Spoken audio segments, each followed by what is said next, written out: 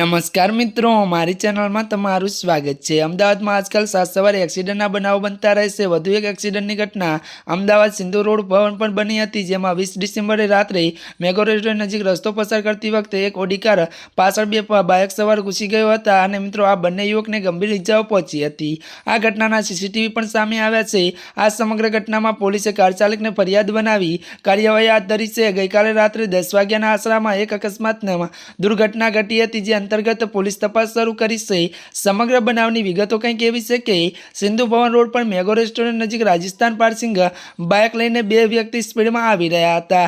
જો કે રસ્તો ક્રોસ કરતી વખતે ગુજરાત પાર્સિંગ ઓડી ગાડી પાછળ આ બાઇક ઘૂસી ગઈ હતી। અકસ્માત એટલો ગંભીર હતો કે બંને યુવક ત્યાં જ બેભાન થઈ ગયા હતા અને અકસ્માતને લીધે આજુબાજુના લોકો ભેગા થઈ ગયા હતા। અકસ્માતમાં આ બાઇકનો કચડગાળ નીકળી ગયો હતો તો કારમાં પણ મોટું નુકસાન થયું હતું। હાલમાં અકસ્માતમાં પોલીસે કાર ચાલકને આરોપી બનાવી આગળની કાર્યવાહી હાથ ધરી છે।